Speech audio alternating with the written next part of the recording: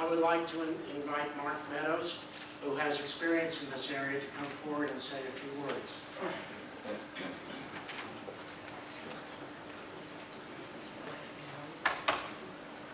Thank y'all for letting me come and speak. And as we look at this, private property goes back to our founding fathers. You know, they would talk about Webster, Montague, and Locke. And truly, as we see that, it is the bedrock of freedom. And so as we look at this tonight, one of the things that I wanted to share is just some of our personal knowledge as it relates to not only just Agenda 21, but other regional authorities, and how at times it usurps the authority of the county commissioners. Because this large group that is here tonight, and I hear most of the clapping, really it's all about keeping the control on a local level. Amen. Amen. I first got involved with some of these regional plans, and really, for a lack of a better word, many times they're called regional zoning plans.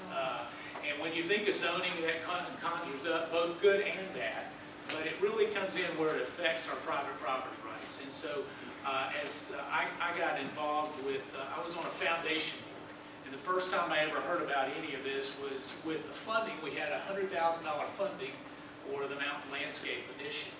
And when that came up, I said, well, you know, my concern is here you are trying to zone things on a 17-county basis, or come up with a plan on a 17-county basis. I said, what would the county commissioners in each one of those counties say about the plan? So if most of the people, let's say over in Buncombe County, felt like it was good to not have any more development in Cherokee County, is that something that you're going to propose, report? And what they said, well, we get everybody together, and as we get them together, they come up with recommendations, and overall, we make this one plan. I said, well, why don't we just leave that at the county commissioner level? This kind of thing is happening across our district and across our nation. Many of you may know, I think your attorney said, well, even in Alabama, they just recently passed an anti-Agenda 21 resolution from the state that says anything to do with Agenda 21. And for those of you that are not familiar, that's more of an international intrusion into American sovereignty, is the way that I would put it. And what they're trying to do is come up with land plans that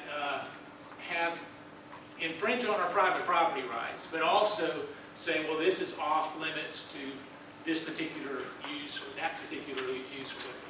And so the Southwestern Commission and the Mountain Landscape Initiative, both working together. Southwestern works more, I think, on 7 counties, but Mountain Landscape Initiative has 17 counties. Is well funded and has a group of people, and normally the people that come to do that are not the people looking for jobs. They're ones that says, well, we love our landscape, and listen, I hunt, fish, and I love my mountains as much as anybody. We've got to be good stewards. But I believe that control is here on a local level. And so I want to just share a couple of real quick stories that are true stories that have happened.